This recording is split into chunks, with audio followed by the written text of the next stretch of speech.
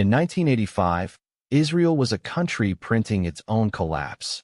Inflation was running at 445% a year. Prices doubled, then doubled again, in months.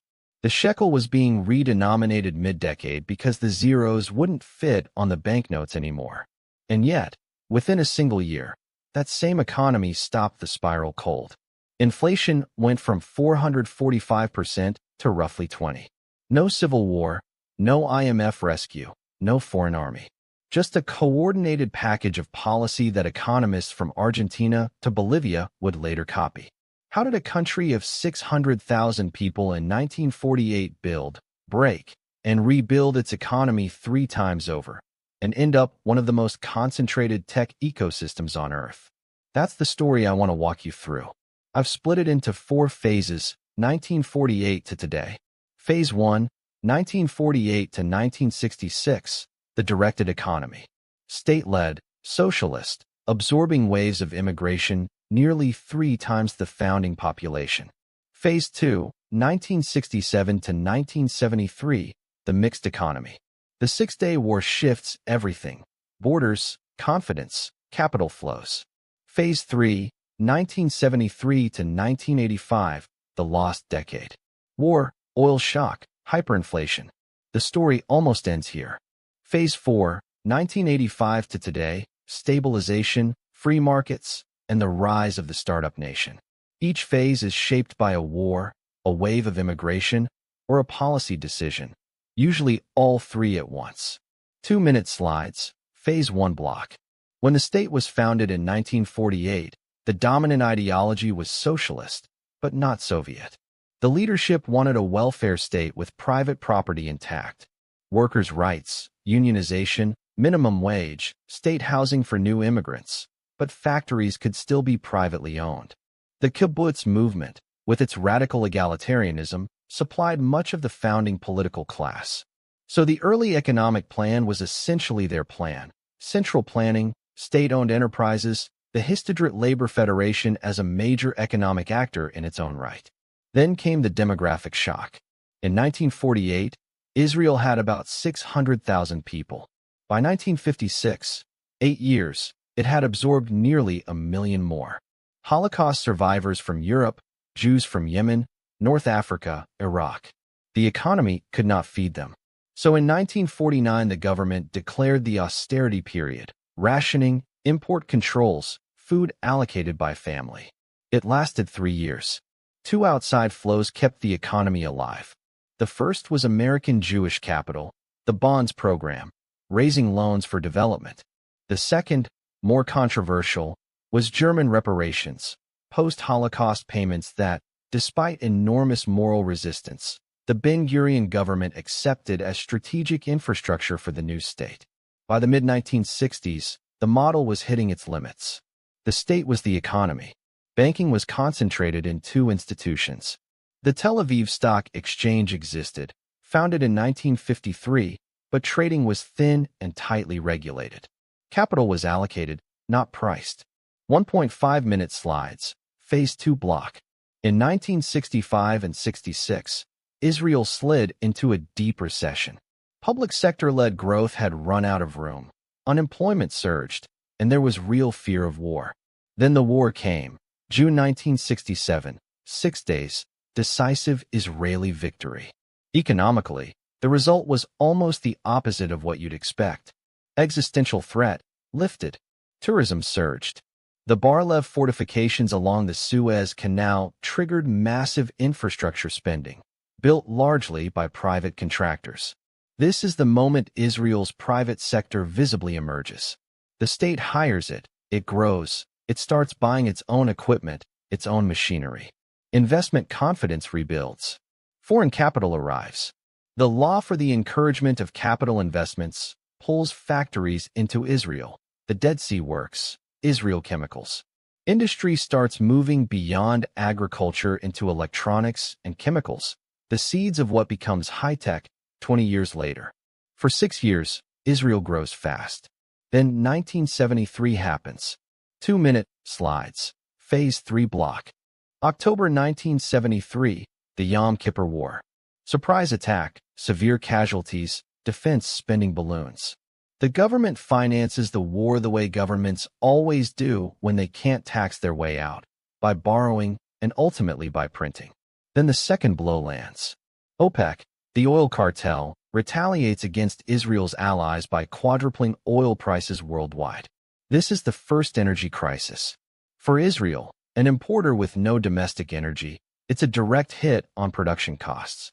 Imported, supply-driven inflation arrives in every input. In 1977, the political map flips. The Mahapak, the upheaval. After 29 years, labor loses power. Likud comes in promising a more market-oriented economy. But in the short term, the new government dramatically increases consumer subsidies.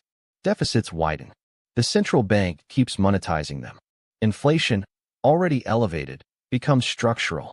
By 1980, inflation is 131%. By 1984, 445%. Wages and prices are being indexed daily. Businesses that borrowed in shekels, including many kibbutz industries, are wiped out by interest rates. There's a banking shares crisis in 1983 that effectively renationalizes the major banks. And throughout all of this, Operation Litani in 1978, the First Lebanon War in 1982, the security situation never lets up. This is the decade when Israel's economic story almost ends. 3-minute slides, Phase 4 block. In July 1985, a national unity government does something unusual in modern economic history. It actually executes the stabilization plan. Wage and price freeze. Sharp budget cuts. The central bank stops monetizing the deficit. The currency is redenominated. The old shekel becomes the new shekel, 3 zeros erased. The finance minister later titles his memoir, Erasing Zeros. By 1986, inflation is around 20%, from 445 to 20 in roughly a year. The architect, Professor Michael Bruno, becomes the economist countries call when they need to break their own inflation. Argentina copies the model. The Israeli template, the package deal treating demand, supply costs, and expectations simultaneously, becomes textbook. What follows is 2 decades of structural reform. State-owned enterprises are privatized. The major banks, Israel Chemicals, Dead Sea Works. Capital controls come down in the 1990s. Free trade agreements with the U.S. and the European Union open the small economy to global markets. Then 2 accelerants arrive in the early 90s. The first is the wave of immigration from the former Soviet Union. Roughly 1 million people, disproportionately engineers, doctors, scientists. The second, in 1994, is Yasma, a government-backed venture fund, essentially state seed capital for a venture capital industry that didn't exist yet. It's privatized later, but the model takes. In 1998, ICQ is sold for $400 million, and the imagination of an entire country lights up. Checkpoint. Amdocs. The dot-com bust hits hard in 2001, but recovery begins by 2004, and from there the trajectory is up. Multinationals, Intel, Microsoft, Google, open R&D centers. The country starts being called the startup nation. In 2008, when global banks are collapsing, Israeli banks are stable. They learned the lessons of 1983 a quarter century early, on capital adequacy, on speculative exposure, on regulation. The 2010s bring a real estate boom, low rates, and the discovery of the offshore gas fields, Tamar, Leviathan, Karish, which give Israel something it has never had before, energy independence. COVID hits like everywhere else. Massive monetary expansion, then the inflation of 2022 to 23. But the tech sector remains the structural growth engine, and increasingly, the source of social tension, as wages diverge sharply between high-tech and everything else. So here's the arc, compressed. A 600,000-person socialist experiment absorbs 3 times its population, lurches into a lost decade, executes one of the cleanest stabilization plans in modern monetary history, and emerges 40 years later as one of the most concentrated technology economies in the world. If you take one thing from this, an economy is a sequence of decisions about immigration, about war finance, about whether the central bank prints, about whether the state sells what it owns. Israel made every kind of decision a country can make. That's what makes its economic history genuinely instructive. In the coming videos, I'll go deep on each of these phases, the 1985 plan in particular, the high-tech engine, monetary policy, and the exchange rate regimes. This was the map. Now we draw the territory.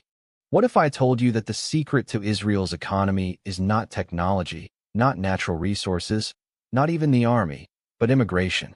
This is the Ben-Porath thesis. Professor Ben-Porath, one of Israel's most influential economists, showed something striking. Plot Israel's immigration rate against its economic growth rate, and you see a clear positive correlation. The years of highest Aliyah are also the years of fastest growth. The relationship runs both ways. A good economy attracts immigrants. People come to raise their standard of living. And immigration, in turn, drives growth. So how exactly does an immigrant turn into GDP? 3 mechanisms: supply, demand, and human capital. First, the supply side. Every immigrant is a potential worker. The 1990s wave from the former Soviet Union added roughly 1 million people to a country of 5 million. A 20% jump in population almost overnight. Many were of working age.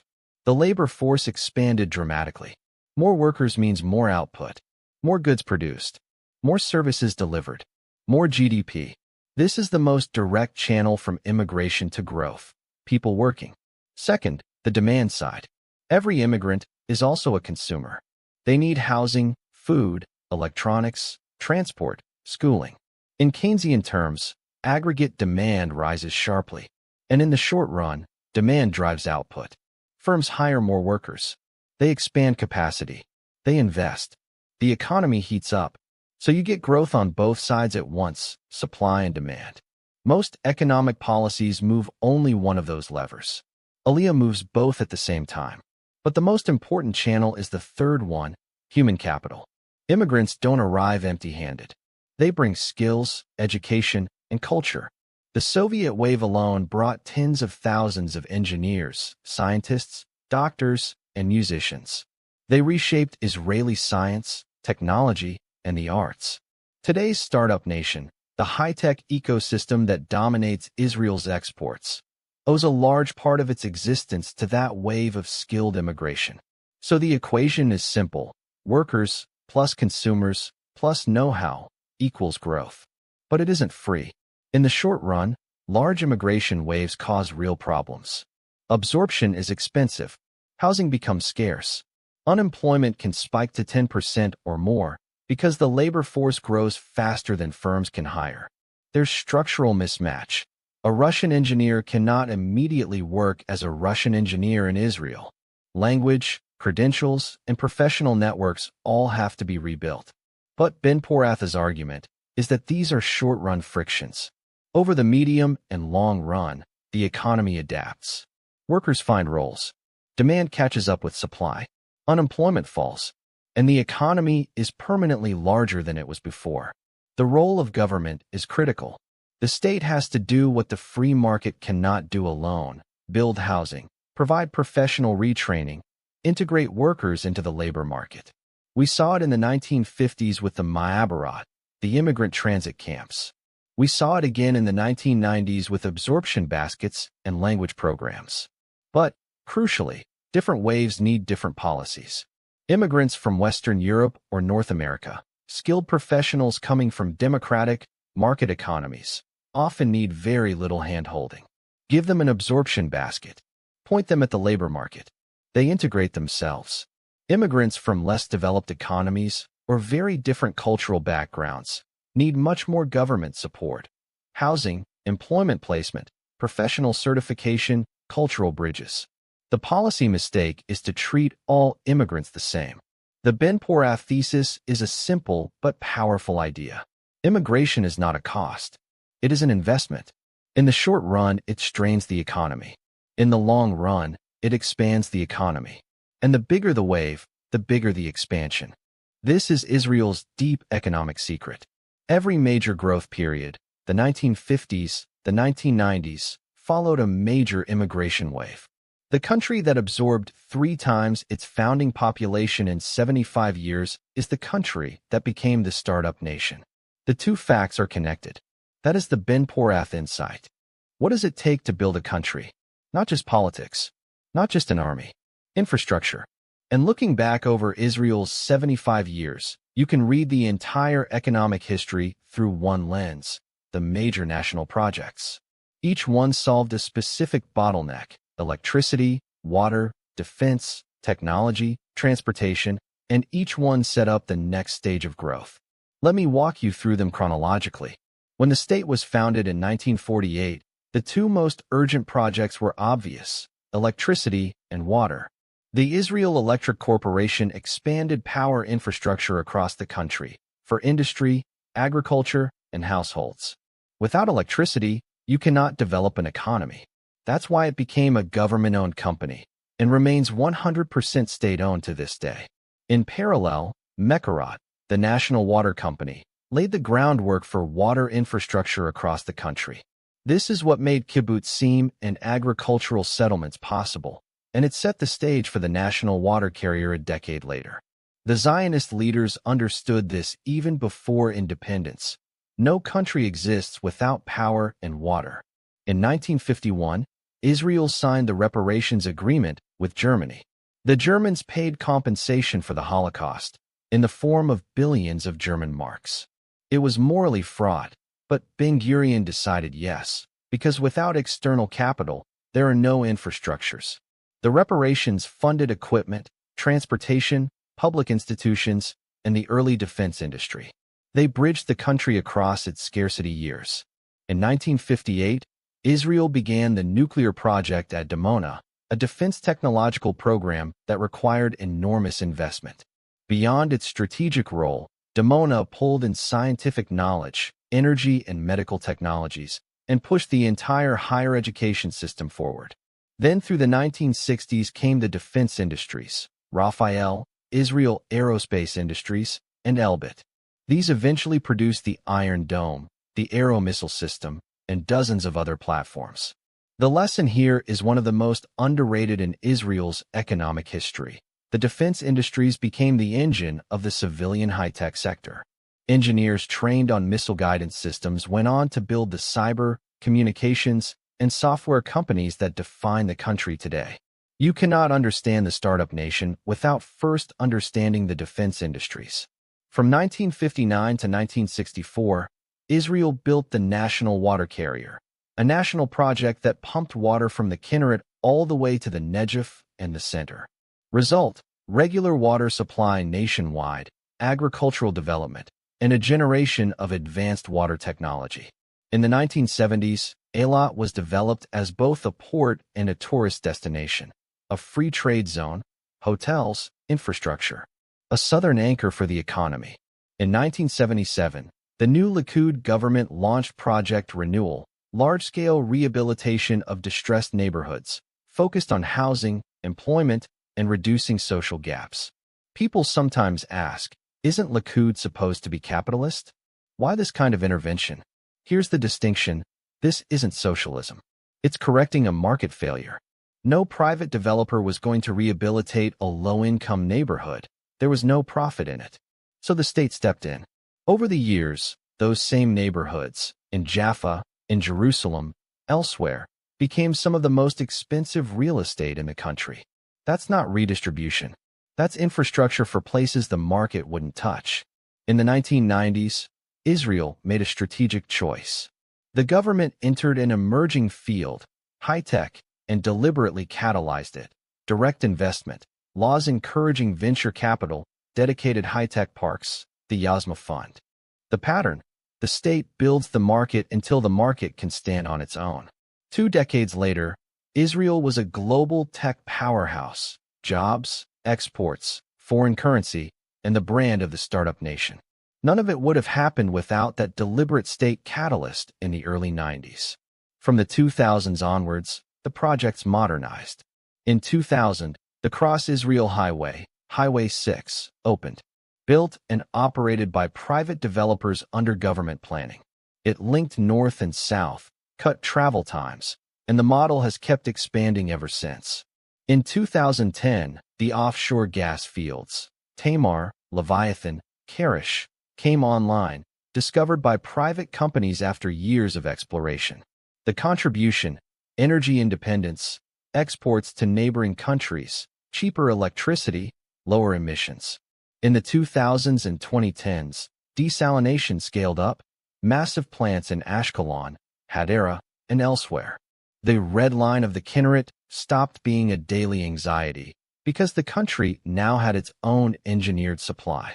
Israel became one of the world leaders in water technology. And in 2020, the light rail, public transit to break the cycle of traffic congestion in the country's biggest cities. 75 years. A long string of decisions about what to build: electricity, water, defense, science, neighborhoods, tech, gas, transit. Each project solved one bottleneck and unlocked the next. The lesson isn't that the state should do everything. It's that the state needs to do the things markets won't: fundamental infrastructure, market failure repair, technology catalysts at takeoff. Israel did exactly that, repeatedly. And that is what built the modern economy.